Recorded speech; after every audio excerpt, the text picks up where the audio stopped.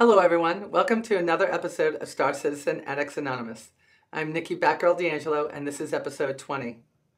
Episode 20 is one of those landmarks for a video podcast or a podcast that starts to separate a show from its beginnings. In the beginning, you try something different, you fail, you change, you try to become more successful, and a lot of times, like a small business, a show that starts up doesn't make it to 20 and then fails. Some shows fail after 20, and I'm hoping I'm not one of them. But the shows that do get to episode 20 seem to be the ones that last the longest. I am happy, if not overly grateful, that many of you continue to support me in both the comments that you leave on the site, in personal messages, and on the RSI site, and also by subscribing and continuing to subscribe. And for those of you that I lose every now and then, I understand. There's a lot of information out there about Star Citizen, and you're looking for things that aren't appearing everywhere else. Well, guess what? You're going to have to understand that everyone's going to have the same content, and it's just going to be its delivery method. I'm always going to give you a little bit of opinion on what's out there, because to just read the news and what's going on is not enough. I'd like to give what my take is on it. So it's a little bit different from what everybody else has been doing. So I have great, I have a great vision for this channel and for this show in particular. I'm going to break the interviews out of the show. The reason for that is I don't want to release interviews and the show, which is going to draw people from one into the other and really take the news out of the news and take the interview out of the interview. I've put them in there, and I'm going to take a little bit of feedback or a lesson learned from CIG and the way that they put 10 for the Chairman up in the Wingman's Hangar feed for a while, or part of the show, and then broke it out. Well, the first 3 episodes, or I should say 4 episodes of my community interviews were part of SCAA, and now they're going to break out on their own. And the reasoning is to make them more accessible, because they are separate, and because, mainly, I know some of you like 50-minute videos. I don't. It's a lot to edit, it's a lot to upload, and it's a lot to watch. So I'm going to break it down into a couple of shows a week, and that's where we're going to leave it. So let's move on so I could hold true to that statement. So the Next Generation Starship contest moved into week 5. We saw 6 teams compete, 4 move on, and 2 did not move on. And again, they're not losers, they're just people that didn't have what it took to be a CIG employee, I guess, or it didn't have a ship that fit the vision that Chris Roberts has. So I've been trying to think about this in my head, and I don't know if it's in the forums anywhere, but we have 16 teams left. 2 didn't move on, 4 did this week. My thought process is that the next 2 weeks are going to see 5 teams compete, 3 move on, and 2 not move on. And that should leave us with, if I get my numbers right, we've got 3, 6, and we have 4 now, that's 11. And then the 2 wild card teams, 12, 13. I don't know how they're going to get to that number. It's going to be kind of weird. I know they're trying to split it up into 3 weeks, though. So we have 16 teams left. 6 just competed. 2 were left out. 4 moved on. So we're now only down to 14 teams. 14 teams. Still a lot. We have a lot of weeks to go, and we have a lot to get done on these ships. So what happened in the contest? Well, we had the competitors this week were Team Tri-Tri, Skyguard Fabrications, 1-Bit Amoeba, Cryo, Catapult, and 3 Dingoes. And I will tell you this. I got a really good feeling for what goes on during the sessions that Chris Roberts has with the game designers, with the concept artists, and I hope we get an idea as time moves on what it's going to be like with the modelers. But there was one incident on the show where Catapult, who had moved on, and it was a team that Chris hadn't chose to move on, but the other people had, and he pretty much put his concept art in on loose leaf paper, and it was pretty much concept art. And Chris really read him the Riot Act. And being in business all my life, I've had that happen to me a couple of times. And the phone it in syndrome I've had read to me and other people that I've worked with in the past. This is a big deal. They're giving away a lot. I mean, when you look at prizes like the huge game systems they're giving away, thousands and thousands of dollars worth of software, a chance to work at CIG is what I think is one of the main prizes, and $30,000 in cash. That's a huge prize. But to not deliver and to bring something that's not in that professional spectrum, it's kind of like throwing in a towel and giving up. I hope there wasn't something in this person's life that really did take control those few weeks and cause them not to, submit something that was much more in tune with what they were looking for. With that said, there were some major issues with the contest. And one of those was that, as mentioned by Chris, they didn't give the direction that the contestants had to pick from a current Starship manufacturer design. And, well, not design, but design ideas. Like build it in the RSI or Anvil or Aegis or Drake or Misk likeness, so it would fit into one of their showrooms. We didn't get that. A couple of people got it, a couple of people didn't. And I'm going to look at Cryo, for instance. Really, really, really good ship design. But I don't see it fitting into any of them except for maybe Drake. It really didn't have that look and feel. So I'm hoping that as time goes on, things like that don't happen again, because this week is kind of like a test of waters for the other 10 teams that are left. My understanding is that the next three episodes, last week and the next two, were all shot at the same time. That way everybody has the same time to do things, which would make sense. I'm excited to see this go on. I have my reservations about where things are going right now, but so far, most of the ship designs are doing wonderfully. I think Skyguard Fabrications was one of my most favorite. And I'm not, here it is, Skyguard Fabrications. And I think he got it because he had this, how it looks in the universe and all this other things that actually, it looked like an Aegis design. So he actually made something that looked like it. But I will follow this as time goes on. They gave us I don't want to say these are ship specs, because we know that ship specs are going to change a million times between now and when the game goes live, and even probably a little bit after the game goes live for balancing, right? So the gunship is going to have a crew of 1 pilot, 2 gunners, and 4 to 6 Marines. It's going to be able to carry 15 tons of cargo. It's going to have 4 TR2 jointed thrusters, and those are like the thrusters inside the circular bottom of the Hornet, or the big giant ones at the back of the Cutlass. I'm trying to remember all this to talk to you. There's 10 upgrade slots, so there's a lot that could be done with this ship. It's a max power plant of 5, so you're talking about, I think that would put it in the Freelancer, or, it's in the Freelancer area, because I think only one has a 6. Isn't that the Connie? Max shields of 5. Hard points, again, these are things that could change. You have 1 class 4, and that's a pilot-controlled turret. Think of that like what's on the Avenger right now. And it goes right under the nose, and that one's going to mount 2 class 1, which are going to be much larger in size, though. They're going to be size 3. They have 2 missile racks, so 2 class 3s, and then they're going to have 2 class 5s, which are manned turrets. The Mustang, which is something you all know that I am waiting for, but this is a starter ship. It's probably not a ship I'm going to fly forever, but I just can't wait to see it because it really had a beautiful look. And I know this is the one that was reworked for me by Radar, but I love the look of this ship.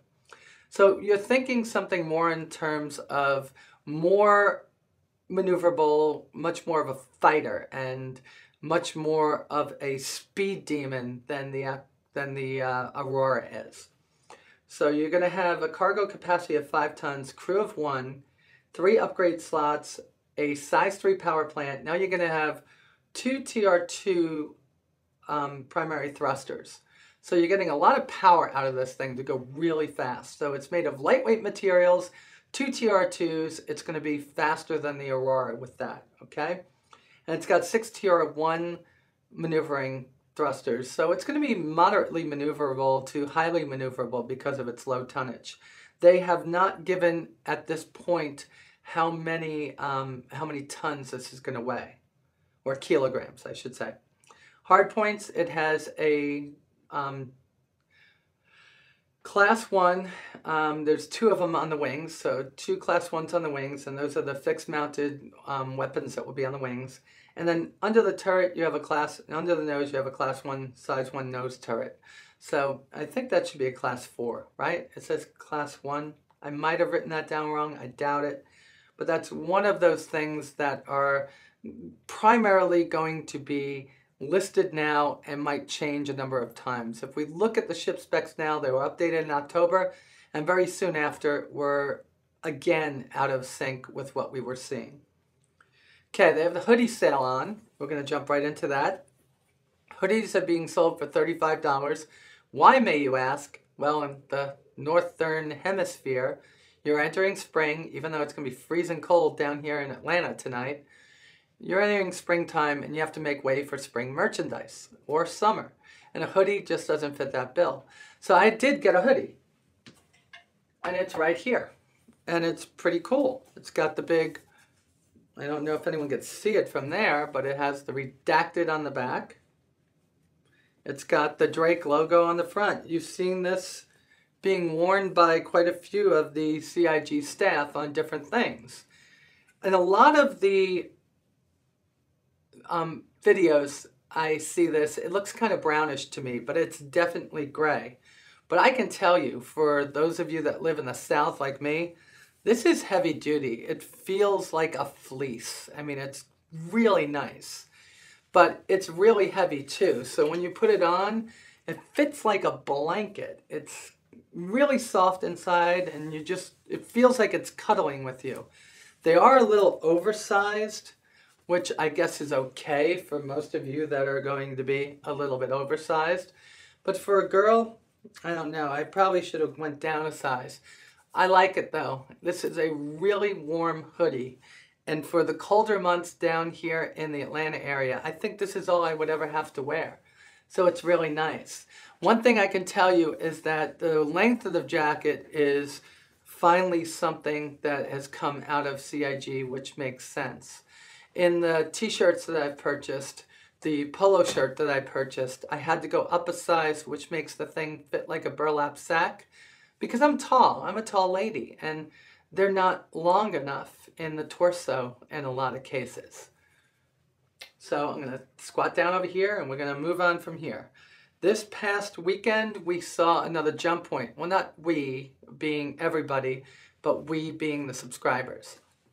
If you subscribe, you'll be able to get the jump points. At some point in the future, you'll be able to buy a collection of them together. So the jump point came out and it featured the Idris, but not the Idris that's going to come out. They're releasing the Idris to, well, they released the Idris to Squadron 42 for a lot of modifications. The ship grew in size immensely. Inside and out, it had to fit armories and med bays and all sorts of things inside of it. And it shrunk the hangar, the hangar in length, but still had room for 3 Hornets. But we don't get to see that in this one. What we're seeing in this one is the original Idris. And they're going to release this, it looks like, in 3 different issues. They must be running out of content or works in progress. Come on, we've got Connie and Freelancer variants, and you've got to be almost done with the Gladiator. If David is working on the Mustang and he designed the Gladiator, we've got to be able to see that soon. But they're going to release to us this one, what happened after Squadron 42 got to it and enhanced it and made it bigger. And then, of course, what happens after CG Bot gets it and puts it in an engine.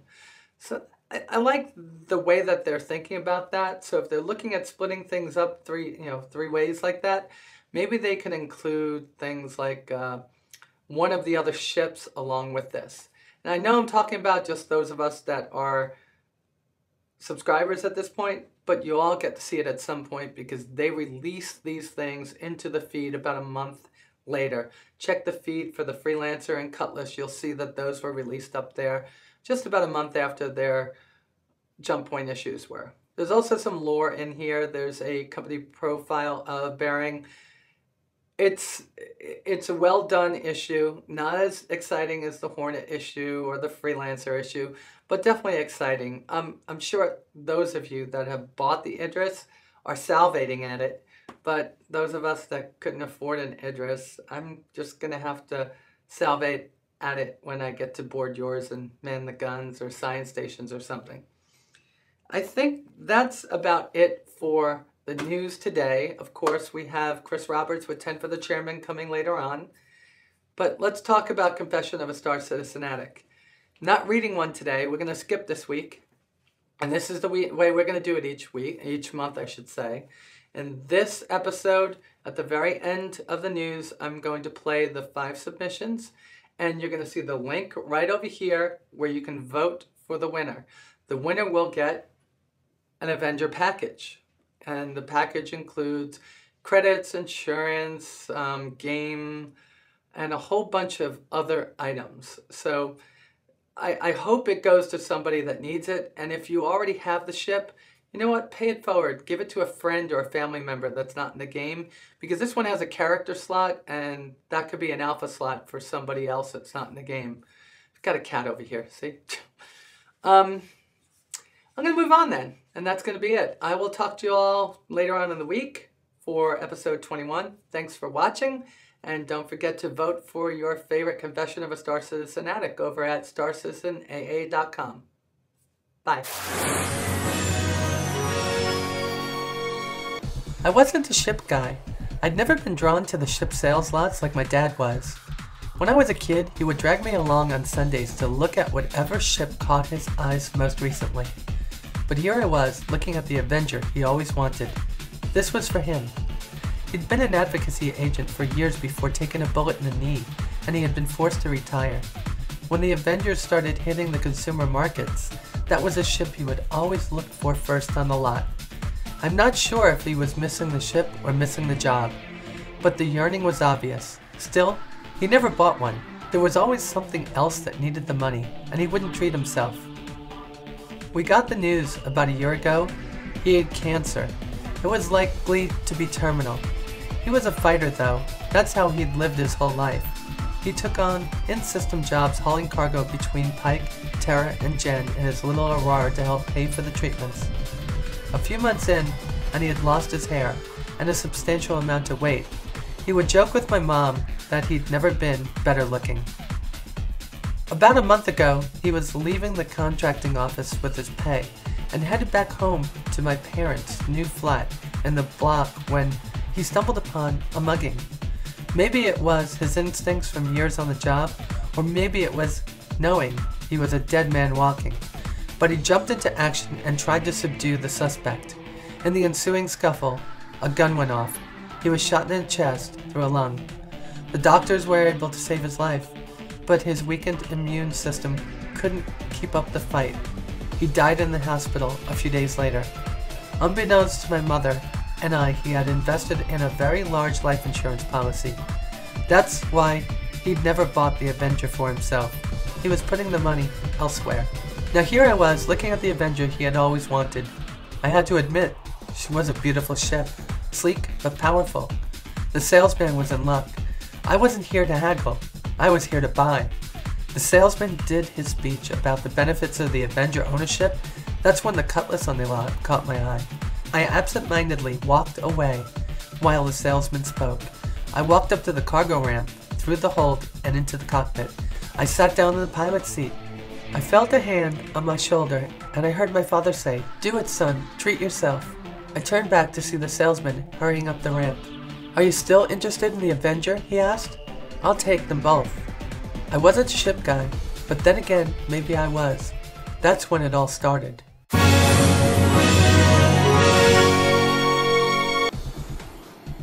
This is Nikki Batgirl D'Angelo, and before I read this next story by Ryder, who dropped it off into the Confession of a Star Citizen Addict thread in the Star Citizen AA website, I want to make sure that everyone knows that I do not think that this game is going to be addicting like this, and although I call the show Star Citizens AA, it's only a pun on words. I know that we love the game and that any one of us could walk away from it at any point, but we don't want to because it's something that Chris Roberts is giving us that we've all wanted all of our lives. So when I read this story, I want you to remember that I don't believe a lot of it. I just like the way that this story is written, and that's my disclaimer. It's been 3 years since it first came out. 3 years since things started to go to shit. 3 years since Chris Roberts was standing in court like a schmuck denying everything. A crippling blow to humanity. I remember the first deaths. A few months after the game's release, saw the first death. Some Korean kid who decided that sitting in front of a computer for 94 hours without eating or sleeping was wise. I remember smirking when I heard, "God, I'm such a terrible person." Then the second death. Russia. Some kid was playing and hadn't noticed the heating was off and the temperatures dropped. His mom found him frozen to death in front of his computer. Then the third and fourth. At first, everyone thought it was bad luck, some sort of strange turn of events. We handled it the same way we handle any other kind of death. We repressed it. It turned into a joke, really. A game so good it was addicting, and of course, that only brought more people into the game. Heck, that's how I decided I'm getting into it. A few months later, we found out the truth. By then, though, it was too late for most of us. You know, I still remember my first Avenger. God, I sat for hours, literally hours, in front of that stat chart, listing every ship available for purchase, with its pros and cons and every flaw or advantage that I could have. I should have known right there and then that the path this game would take me on. Look at the chart. It was like looking into the future. I could see myself doing so many things with each and every one of those ships, so many adventures of different kinds. It was glorious, but I fell in love with the Avenger. I fell in love with it, but I digress. What was I talking about? Oh, yes. So about 9 months after the game's release, someone managed to connect the dots. I mean, yes, games were always kind of addictive, but not like this. People died. People lost their jobs, dropped out of school. It became infamous for how life-consuming it is, which, once again, brought even more people into the game. And then, someone figured it out. A scientist or something from Sweden, I think. Anyway, who cares? He figured out that the game wasn't just so fun, it was almost addictive. It was addictive. Like, something about the realism and the open world and the choose-your-own-adventure type thing.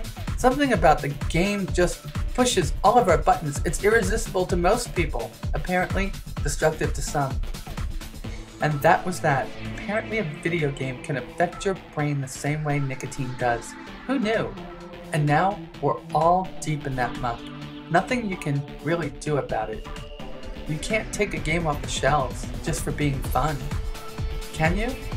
So yeah, Chris Roberts got sued by about 1 million people, but none of it stuck.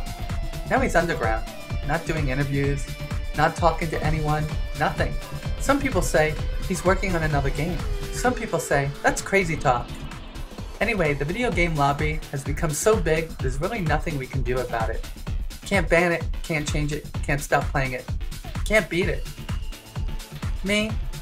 I still remember my first Avenger. Man, it was a thing to behold. You know, I wasn't into all that futuristic crap before all that, but the Avenger turned me around. First flight was amazing. I remember getting into it for the first time, those awesome animations. My God, I felt like I was in it. A few months later, I got a pair of Oculus Rifts. Cost me a fortune, but I had to have it. I was unbeatable, living the dream. I was a badass bounty hunter, wrote myself a backstory and everything. Soon, enough people started recognizing me. Can you believe that? Actual people. So you know, I had to go deeper. Started my own board, bought a few ships, started playing with other players, got myself a decent joystick set up. Man, I was so happy back then. I was on top of the world. What? Oh yeah. Yeah, there's more. It all went to shit right from about that point. I wasn't doing so well at work. Boss said my head wasn't in the game. If only he knew. I fragged his ass in game 2 days later, by the way. He had no idea who I was. Then came the first loan, then my wife. Finally I lost my job, got into debt, I had to stop. I found this group. They're really good to me, you know. I haven't touched a video game in 5 months. I meet up with my wife, well, ex-wife, once a week now. We're trying to work things out. Getting started with a new job. Things are better for me. It's good. It's a good thing, really. I'll never forget it, you know.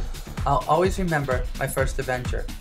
I just wanted to say it's creepy how plausible the story is in regards to how I might get addicted. I should note that I chose to name it after the contest because I felt it was incredibly appropriate, given the style of the story. Thanks for reading, Writer.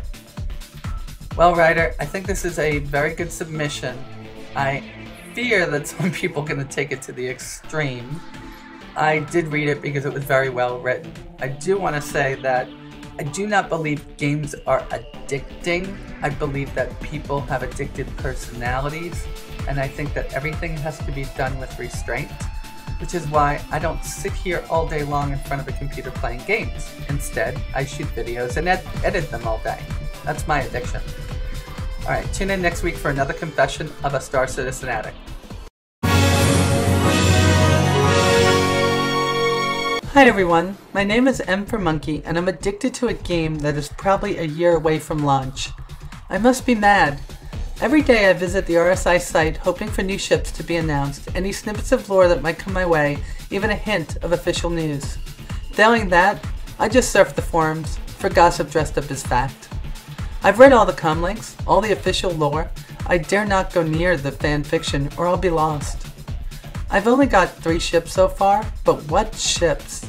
The Aurora LX during the sale that started it all, but it wasn't enough. Memories of Elite had me poring over ship stats, trying to work out which was the right ship for me. Then I saw the Retaliator and had to own it. There I was, spending almost $300 on some ones and zeros. I didn't even own a PC. I must be mad. And then I found the SCAA. They all had the Starship shakes worse than me. And their leader and her videos, every single ship review is a fight against getting out my wallet. I broke when I saw the Cutlass review. A ship to strike terror and fear into the hearts of the unwary, even if the armor is made out of paper and hope. And so, more money was flung Robert's way. I'm pretty sure I'm mad. So I bought a gaming rig, which I'll probably spend money upgrading over the next few years. I thought I'd never buy a computer again. I considered PC gaming wasn't for me anymore. One game has changed all that. And now, with the launch of the org system, what hope is there for me? Set adrift in the verse, with nothing but a ton of firepower and a clan of ships and fun-loving crazies, set to explore the galaxy that one man has made it his vision to deliver to us. Who needs sanity?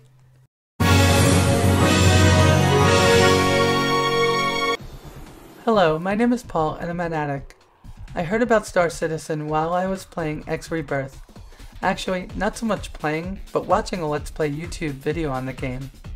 The guy in the video happened to casually mention his opinion on other games in the same genre. In his list, he passively mentioned Star Citizen. Man, if I only knew where that one comment would have led me. I might have had a chance to avoid the addiction.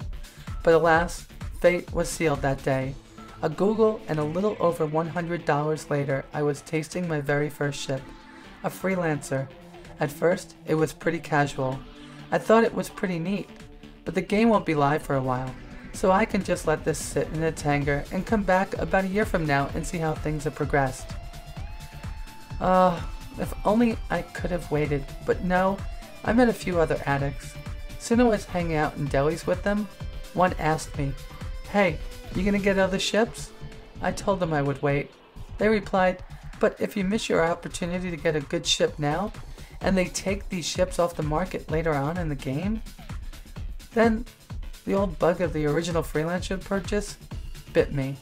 Yeah, I might like one of the current ships, and what if they do stop selling the one I like?" So, now I try to casually browse the pledge page. I keep thinking to stay calm in my head. Don't let anyone see how excited you are. You might come off as some kind of a freak or a space nerd, but my eyes have already betrayed my attempt at a calm exterior.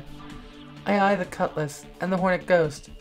My mouse palm index finger gets a funny twitch. But no, I really want a Caterpillar. Do I buy a cutlass or a Ghost now? And wait to get the Caterpillar, hoping beyond hope that they will allow us to buy it? Should I save my money so I can afford the cat later? My God, why does this seem like such an important decision?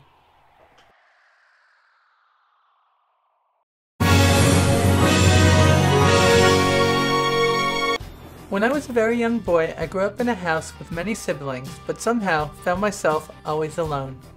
My father was abusive, and except for my little brother, my other siblings were too old to be bothered with us.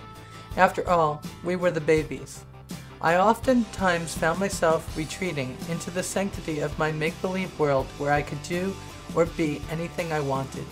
Sometimes my little brother would come along as my trusty sidekick.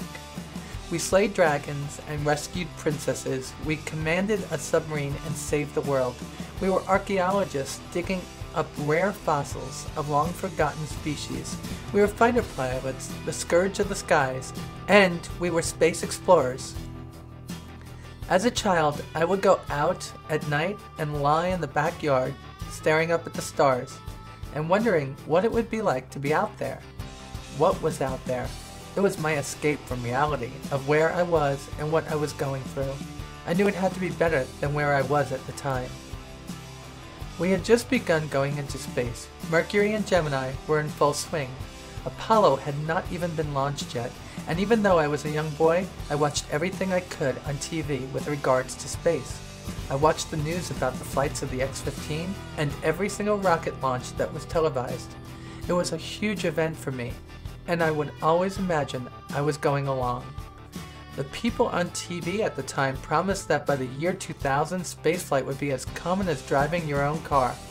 Flash Gordon was before my time, but I wanted to ride that Fireball XL5 or pilot one of the Thunderbirds, and even though I always saw the strings holding the ships, it didn't matter, and I dreamed on. And as I dreamed on, the years slipped by, and I got older. We had landed on the moon, but still I could not go. We have launched space shuttles, and I could not go. We had launched space stations, and once again, I could not go. I got married, raised a family, and moved on. Still, I did not get to go. About the same time, something else began to happen. There was a new invention, the computer. At first, it wasn't much, just a bunch of electronic circuits and blinking lights, but it intrigued me. I saw possibility, and as the years went on and the graphics got better and the programs more sophisticated, something else happened. Programmers began to create externally what I could only visualize in my mind as that small boy with nothing but my imagination lying in the backyard all those years ago. The year 2000 came and went with much fanfare and some trepidation. Some people thought the world would come to an end, others thought it ushered in a new beginning. It turned out to be just the same. We did not get our daily space flights, we did not get our flying cars, and I had begun to lose hope. But these computers, these marvelous pieces of technology that no one saw coming, were finally allowing me to realize my dreams of becoming the hero, of flying that fighter plane, of slaying the dragon and commanding the submarine, and yes, finally, to explore the vastness of the universe. Star Citizen will be the closest thing in my lifetime to what I imagined as a small boy lying in the backyard all those years ago. And even though it's a virtual world, not real in any sense, I will make it so as much as will be possible with whatever limited funding and technology I can bring to bear. I'll play the game on vast multiple monitor screens with helmet-mounted displays and surround sound glory. I will turn off the lights so that nothing from our world will be able to interfere and remind me it's only a game. I will immerse and lose myself in the vastness of the universe once again to become the explorer. And if only for a short time, I will relive my childhood dreams. I will allow my senses to experience what only my mind could create. I will see the colorful nebula, the asteroids and blazing suns. Countless possibilities. I will hear the songs of the stars as I pilot my spaceship into the vastness of the universe. And be a boy once again.